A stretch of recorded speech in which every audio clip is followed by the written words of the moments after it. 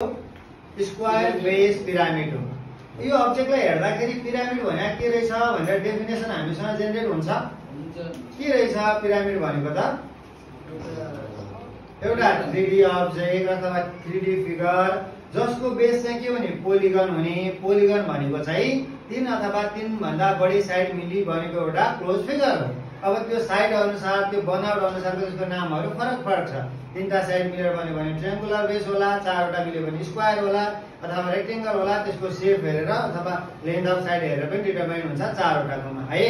अब हामीलाई के भएको बेस चाहिँ पोलिगनल भएको र वरिपरिको भाग चाहिँ के भएको ट्रायंगुलर भएको छ भने त्यस्तो खालको सोलिड अब्जेक्ट चाहिँ 3D फिगर चाहिँ के हुँदो रहेछ पिरामिड हुँदो रहेछ। अब पिरामिडका केहरू छन् त यसमा साइड्सहरू छन् है। अब हेर्नुस् है, योबाट उठ्यो एउटा ट्रायंगल, अर्को साइडबाट उठ्यो अर्को ट्रायंगल, चारैवटा साइडबाट एउटा एउटा ट्रायंगल उठेर गयो कि गएनन्? गएर यिनीहरू सबै कहाँ मिट भयो? एउटा कमन पोइन्टमा मिट भए हो। यो कमन पोइन्टलाई भन्छौँ हामी भर्टेक्स। के भन्छौँ? भर्टेक्स। चारवटा साइडबाट उठेर गएका ट्रायंगलहरू कहाँ मिट भइरहेको छन्? एउटा कमन पोइन्टमा मिट भइरहेछन्, जसलाई हामीले के भन्छौँ? भर्टेक्स भन्छौँ। अब हेर त, यो भर्टेक्सले कसलाई? भर्टेक्स र कसलाई? हेर त, यो स्क्वायरको कर्नर, भर्टेक्स र स्क्वायरको कर्नरलाई जोड्ने लाइन सेगमेन्ट देखिरहेको छ कि छैन? हो, यो लाइन सेगमेन्टलाई के भन्छौँ? किनारा। नेपालीमा किनारा, इंग्लिशमा एज है। हेर्नुस् त, कमन पोइन्ट जो छ त्यो भर्टेक्स हो। भर्टेक्सले कहाँ जोडिरहेको छ? यसको किनाराहरूमा जोडिरहेको छ कि छैन? हो, यसलाई भन्छौँ एज, EDG एज है।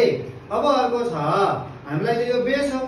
बेसको मिड पोइन्ट फेला पार्छौँ कि पार्दैन? पार्छौँ।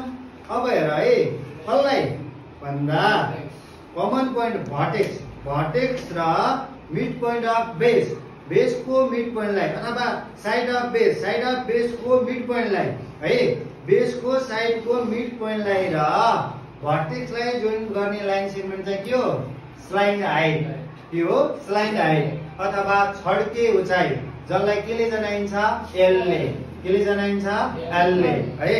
र अर्को छ हामीसँग यस्ता एलहरू कतिवटा छन्? 4वटा। कतिवटा छन्? 4वटा। र अर्को छ हामीसँग यहाँ चाहिँ कतिवटा? यो एज चाहिँ कतिवटा छ? एज पनि 4वटा। अब हेर्नुस् है, यहाँबाट अब हामीले यो भर्टेक्स हो।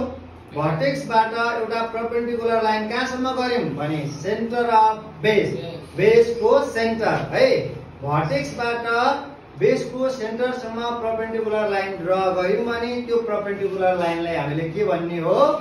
Vertical height. के भन्ने हो त? भर्टिकल हाइट, जसलाई एच ले जनाइन्छ। अब यिनीहरूको रिलेसन बिल्डअप गर्न त बाँकी छ। एल, एच र ई को रिलेसन के हुने? यिनीहरूको लेटरल सर्फेस एरिया कसरी निकाल्ने, टोटल सर्फेस एरिया कसरी निकाल्ने, भोल्युम कसरी निकाल्ने भन्ने पार्ट चाहिँ हामीले अब बोर्डबाट डिस्कसन गर्छौँ। हामीले पार्ट्सहरू